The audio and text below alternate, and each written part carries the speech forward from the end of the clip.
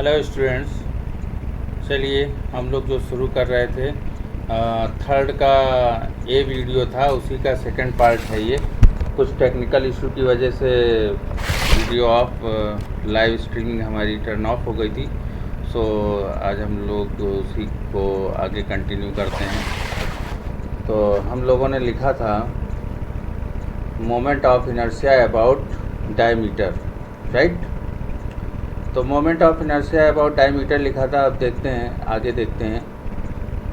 To be continue.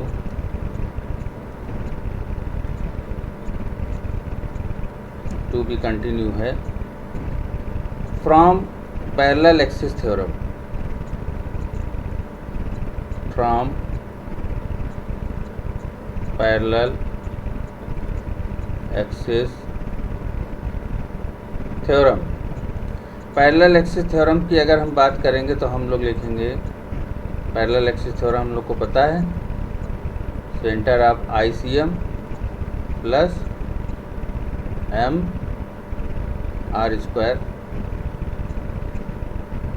Upon 4 plus M upon L dx into X square.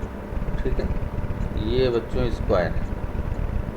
अब देखो इसमें से कुछ कॉमन हो रहा है, M upon L dx common किया, अंदर आपको मिला R square upon 4 plus x square. ठीक, अब टोटल मोमेंट ऑफ इनर्शिया अगर निकालेंगे,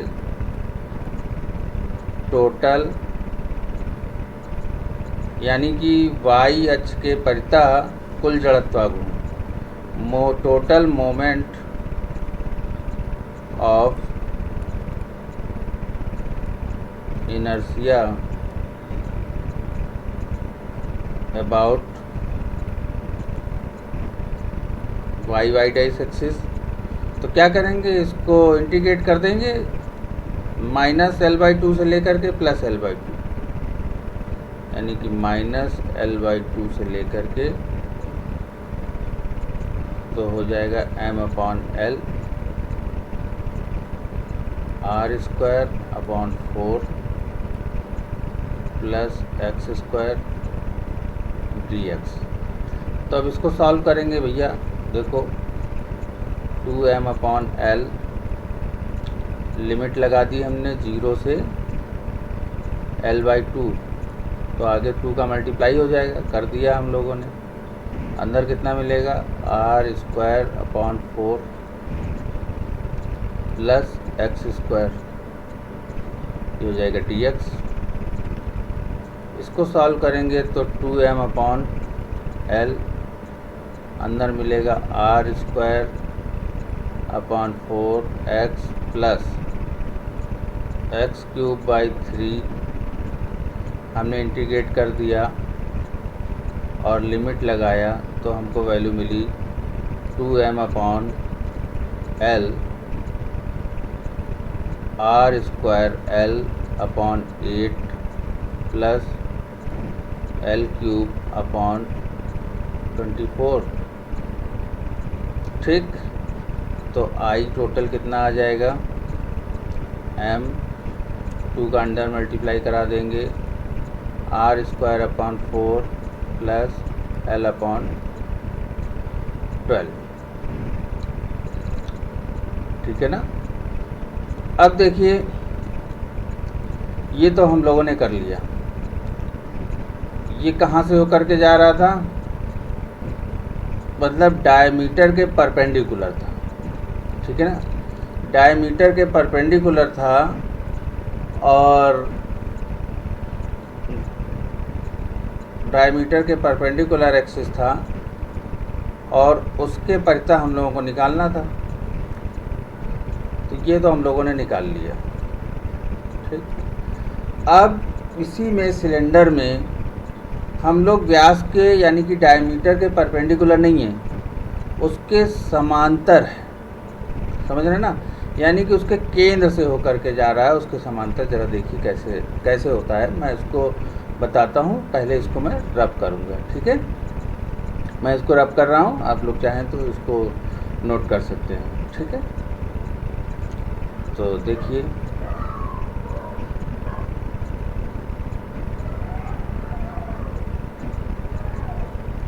ये हम लोग इसको डायग्राम को बना लेते हैं।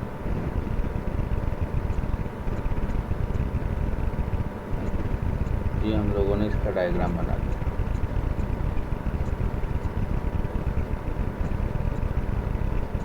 राइट, ये डायग्राम बन गया। अब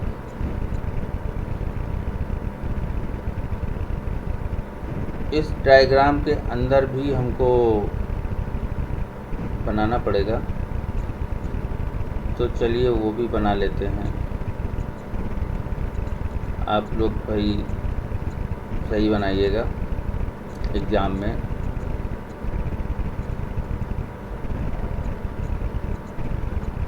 ठीक है, अगर किसी भी बालक को किसी भी प्रकार की समस्या होती है तो वो कांटेक्ट करने में बिल्कुल भी नहीं हिचकेगा, वो मुझसे तुरंत कांटेक्ट करेगा। ठीक है, तो चलिए इसको मैं बना लेता हूँ। तो पहले तो मैंने इसको इसके साथ मिला दिया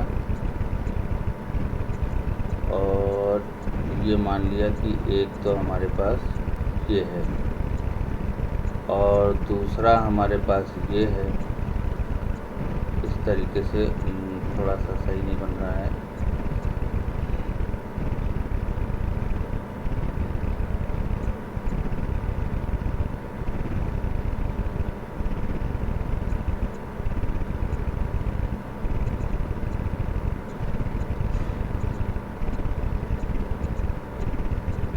ये इस तरीके से बनाया,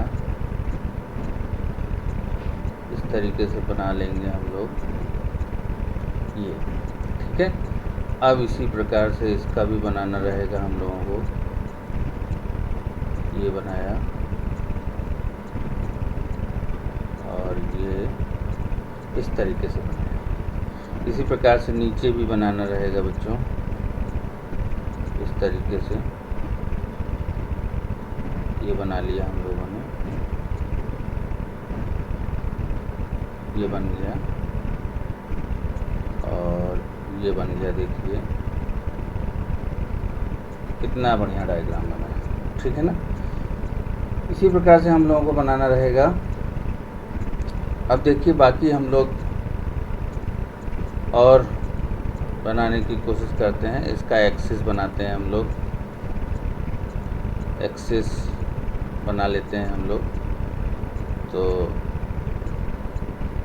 एक्सिस तो बिल्कुल सेंटर में ही बनेगा,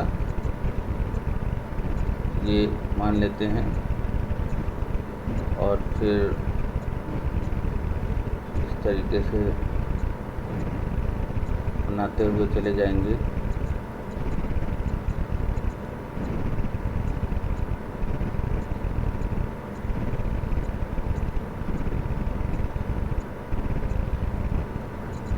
और फिर इस तरीके से ये हमारा मान लेते हैं ये एक्सिस है। अब हमें इस एक्सिस के अराउंड निकालना है, यानी कि ये कुछ इस तरीके से घूम रहा होगा, मान लेते हैं इस तरीके से घूम रहा होगा। ठीक है ना, इस डायरेक्शन में घूम रहा होगा इस तरीके से।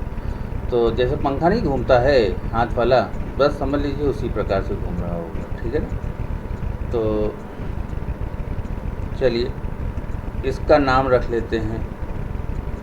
इसका नाम है, मान लेते हैं y, और इसका हो जाएगा y dash.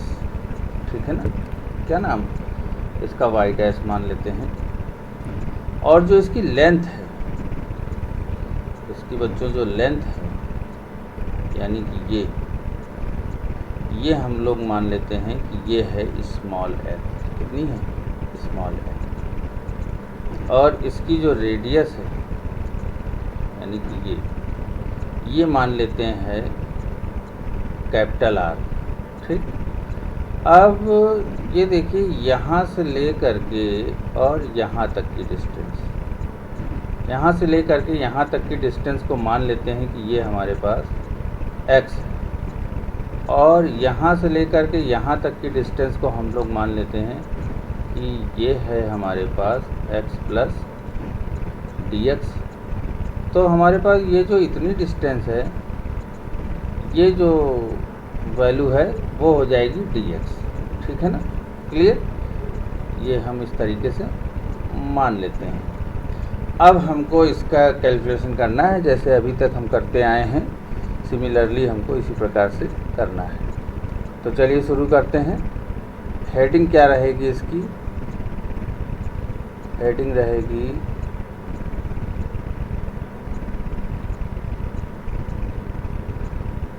Moment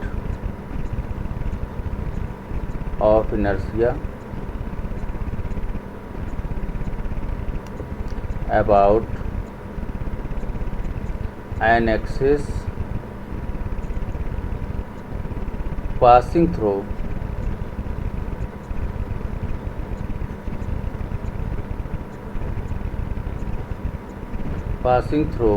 its axis, यानी केंद्र से होकर जाने वाले अक्ष के परितः जड़त्व को क्या लिखेंगे? केंद्र से होकर जाने वाले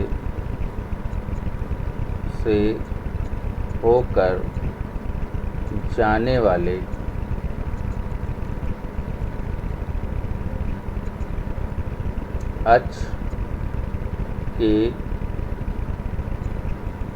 परितः जड़त्व को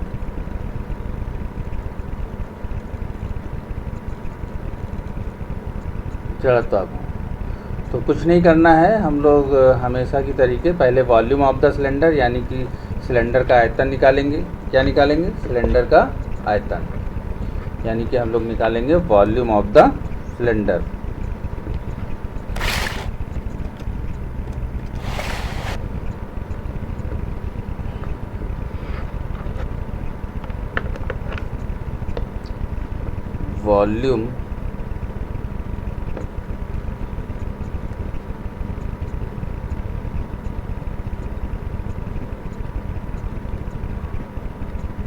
वॉल्यूम ऑफ सिलेंडर निकालेंगे तो वॉल्यूम ऑफ सिलेंडर कितना होता है? पाई आर स्क्वायर एल होता है।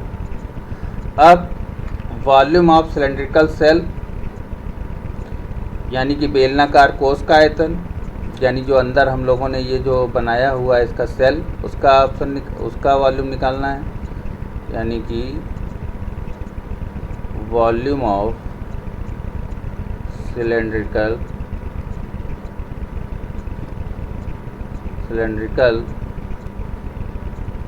सेल, इसका वॉल्यूम कितना होगा?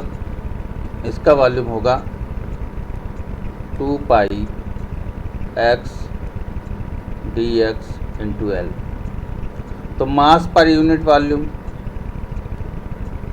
मास पर यूनिट वॉल्यूम यानी कि बेलन का द्रव्यमान कितना होगा प्रति एकांक क्षेत्रफल?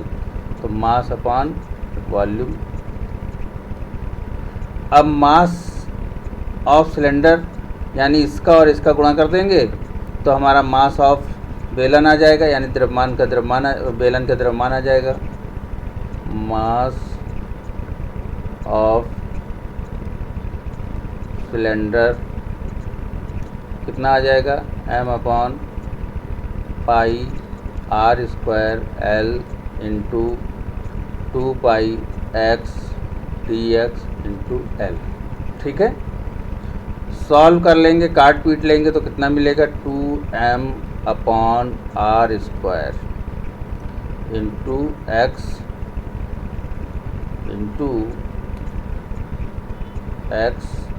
dx, ठीक है ना, कितना आ जाएगा? अब moment of inertia about Y axis, देखिए वाई एक्सिस के परितः हमको निकालना है। तो वाई एक्सिस के परितः निकालोगे तो इसका मतलब है कि वो इस डायरेक्शन में घूम रहा होगा, तो हमें इस डायरेक्शन की दूरी चाहिए होगी। इस डायरेक्शन में दूरी कितनी है? x। तो हम क्या करेंगे? x का मल्टीप्लाई करा देंगे, ठीक है, यानी x स्क्वायर का। तो इसको मैं रब करना चाहता हूँ, ये हेडिंग जो डाली हुई थी इसको कर दे रहा हूँ। चलिए क्या लिखेंगे? Mass moment of inertia about Y axis.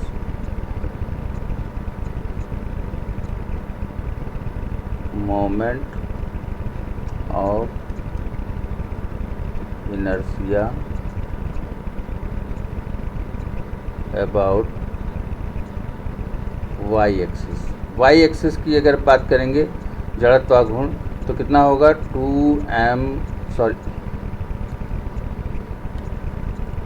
2 pi upon R square into X D X into X square.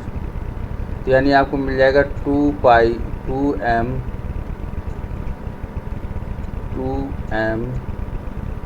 Upon R square. Sorry यहाँ पे पाई नहीं है बच्चों, देखो यहाँ पे x है ना, सॉरी m, तो हम लोग यहाँ पे m लिखेंगे, भूल गया मैं m। 2m upon R square into X cube dx। बहुत ध्यान से करेंगे क्योंकि अगर हम ज़रा भी भूले तो समझ लो कि पूरा डेरिवेशन हमारा चला जाएगा, ठीक है ना। तो अब टोटल मोमेंट ऑफ इनर्शिया निकालना होगा, यानी कि total moment of inertia about Y axis. Total moment of inertia निकालना होगा तो देखिए क्या करेंगे, इंटीग्रेट कर देंगे हम।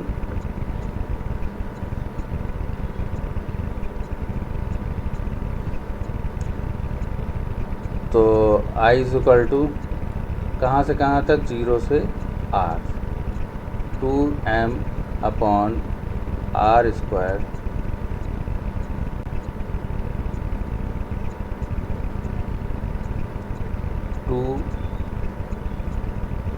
m upon R square into X cube dx।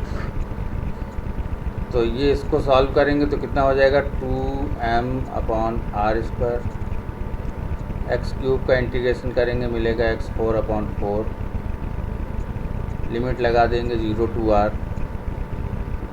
i कितना मिल जाएगा 2m r के power 4 upon R square into 4, solve करेंगे तो मिलेगा हाफ m r स्क्वायर, ये इतना मिल जाएगा। तो ये मोमेंट ऑफ इनर्शिया आ गया बच्चों बेलन में एक्सिस, यानी कि एक्सिस के परितः हमको निकालना था। तो ये आ गया आप लोगों को समझ में। तो ये रोटेशनल डायनामिक्स के अंतर्गत चल रहा है, यानी कि रोटेशनल डायनामिक्स की हम लोग बात करते हैं इसमें। तो आज का टर्न हमारा इतना ही था और फिर हम लोग नेक्स्ट टर्न पे कुछ बात करेंगे। तब तक के लिए नमस्कार।